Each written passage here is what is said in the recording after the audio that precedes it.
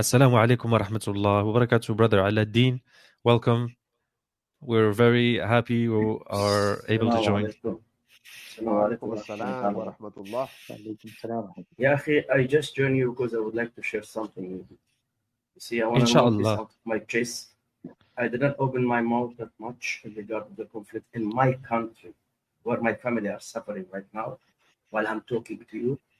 You see, I want to speak about those things. And maybe this is the first time I speak about it in YouTube. Nobody think of this war from the Jewish. Jew and Zionist are fighting. Akhi Aladdin, I think, could you repeat? Because I think there's a lack in your mic.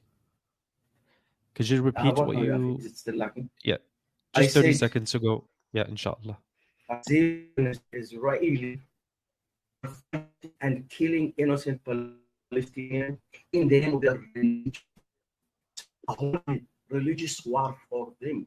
So what they are doing, killing everyone, infants, suckling, women, children, babies, elderly, even animals, even black ants, because that was the command of their own God in their own holy book to do it. And even Netanyahu just quote the Bible yesterday using some of those verses, and he was using the story of the Amalek, who were totally killed.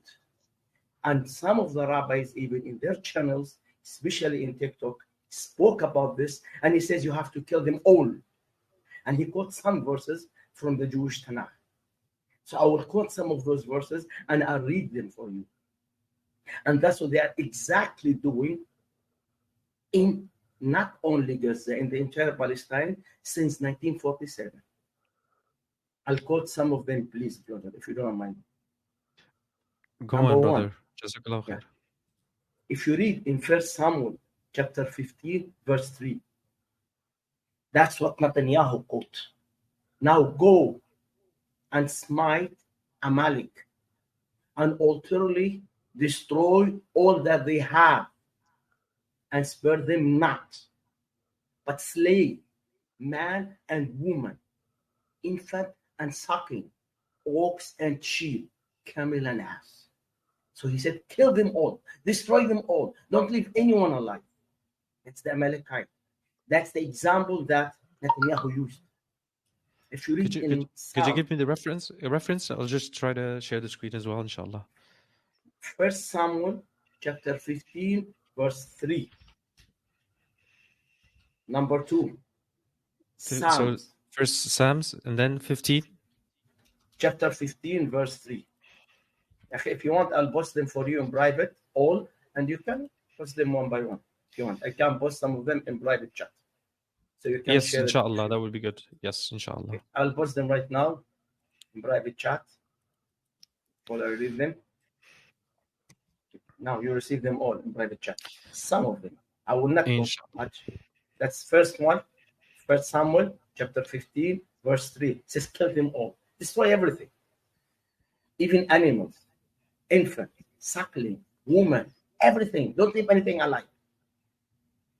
Psalms chapter 137, verse 9. It says, oh, the happiness of him who doth seize and hath dashed the suckling on the rock, suckling on the enemy. That's why they destroy buildings over the head of those suckling, because their book command them to do that. Their God ordered them to do this to their enemy. Ezekiel chapter 23, verse 47. It says, burn up their houses with fire, slay their sons and their daughters, and burn up their houses with fire. And that's what's happening in Gaza now. 1 Samuel chapter 22, verse 19, it says, he also killed the people of Nob, the city of the priests, using his sword. He killed men and women, children and infants, and sucklings, cows, donkey, and sheep. And I can show you more. Hosea chapter 13, verse 16, it says, they shall fall by the sword, their infants, shall be dashed in pieces, and their woman with child shall be ripped up. See? So this is what they are doing right now in Gaza. So this is what happened when Netanyahu quote the story of the Amalek, which the Bible, their Tanakh says, kill them all, destroy them all, destroy them, burn them all. So this is more than a holy war for them. It's a religious war for them. And even they quote that so many Jewish rabbis, including Netanyahu, used also what they call the prophecy of Isaiah to build the third temple. And what's happening in Gaza, they believe that's one of the signs. And there's another sign coming, which is the enemy of Israel will attack them from the north. So this far north, they said maybe it's Russia. So they said that's what's happening in Gaza now, that was prophesied in their book, in the book of Isaiah, to rebuild for the coming back of their Messiah. So it's all about holy war for them. It's a religious, which a lot of people are. So I wanted to share this. There are so many verses actually. I've seen the Jewish rabbi who spoke just 3-4 days ago in TikTok, and his video was viral all around YouTube. And what he said, he I think he quote Judges chapter 20 verse. I'm not mistaken. What that? He quote Judges chapter 20 verse something, where it says, "Kill them all, destroy them all, don't leave anyone alive. They should be all chopped. They should be all killed." And he spoke about that. And he said, show no mercy to them. He said it by his mouth. Show no mercy. And he quote Joshua also chapter 6, verse 21.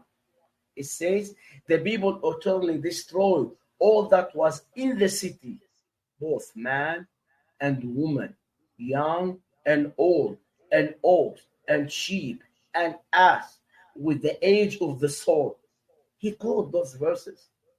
You see, he quoted them just to justify the killing of those innocent in Gaza. So this is very, very clear. It's already a holy war for them. It's a war in the name of their religion, in the war in the name of Judaism. So this point that everybody should know about, should learn about, should be exposed. So they keep saying Muslims, holy war, Muslims, jihad, Muslims. That's what they are doing now. This is what they are doing to us. And nobody's talking about it. SubhanAllah. I just wanted to share this here with you. And I hope that everybody can learn about that and can speak about this. And they are always complaining about October 7. Hamas started October 7. No. The war did not start October 7. The war started on 1947, 75 years ago. How old is Hamas? Hamas was born in 1987. Hamas came to existence in 1987. From 1947 up to 1987, Israelis were killing, torturing Palestinians daily, even suckling, infant, everybody. Palestinians were crying for the entire world. They cried for United Nations.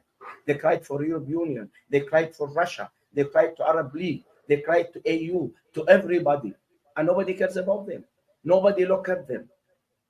Now, when they decided to stand up and defend themselves, they start calling them terrorists. But what's happening in Ukraine, they are not terrorists. They are freedom fighters.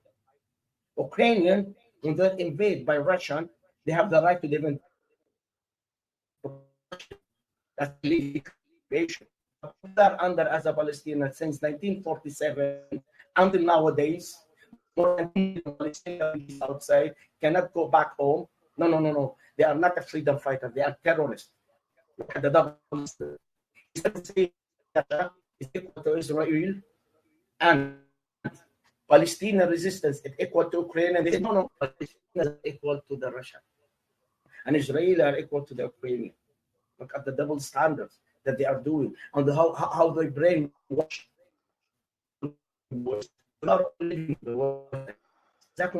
So I think that is the least for you, an English speaker, who can speak about those things in the world. Jazakallahu khair. Akhi, wallah, this is why is it no one is okay, brother? You want to say something? I'll stop. No. It's just because you were cutting out a bit. MashaAllah, not. This is, you see, subhanallah, this has to come from Muslims. Like, we have to go in their scriptures and show them, astaghfirullah. And then the double standards have been there for a very, very long time, and it keeps doubling the double standards. Subhanallah. So let me talk about those things, ya akhi. I'm wondering, as a Palestinian, originally Palestinian, why don't no one is talking about the illegal settlement built on the Palestinian lands in West Bank? Why nobody's talking about how they humiliate us Palestinians on Israeli checkpoint daily, which they called in Hebrew mahsub? Why don't they talk about the United Nations resolutions? How many United Nations resolutions that Israeli don't comply with? I'll give you an example, such as resolution number 194 in November 1948, which says the right of return of Palestinian refugees to Palestine. That's since November 1948. And this resolution until nowadays was not complied by the Israeli. Why nobody's talking about it? Resolution 424 in 1967, the illegal occupation of Israeli to Palestinian land in West Bank. Nobody's talking about it. Resolution 904 in 1994, protecting the Palestinian in the occupied territory from the Israeli Zionists after the Abrahamic massacre. Why nobody's talking about that? December 30, 2022, United Nations resolution against Israel at ICG. 87 countries votes in favor, including China and Russia, against the illegal settlement and illegal occupation of Palestinian lands and the holy city of Jerusalem, which was supposed to be as an East Jerusalem, capital of Palestine, which they spoke about in Oslo Accord. Nobody's talking about it. Why don't you talk about the United Nations security for its part, the way they deal with Israel? Resolution number 8478 in August 29, 1980, which include non-recognition of Israeli law regarding Jerusalem, and called on countries to withdraw their diplomatic missionaries from the city. Also, resolution number 15, point number 36, on October 28, 1981, declaring that any changes in Jerusalem area are illegal against the international law, and that such action are an obstacle to achieving just or reach peace. United Nations Resolution 2334, issued in December 23, 2016, confirms that Israeli establishment of settlements in the Palestinian territories occupied since 1967, including East Jerusalem, has no legal legitimacy, and demands that Israel immediately stop all settlement activities and not recognize any changes to the June 4 borders, June 1967 borders. They did not comply with it. Nobody is minding them. They forgot all about Jerusalem, and they declared as complete capital for them. To hell with you, Palestinian, and with all United Nations resolution. East Jerusalem, don't dream of it. It's the eternal capital of Israel. One of the most important Oslo Accord on September 13, 1993.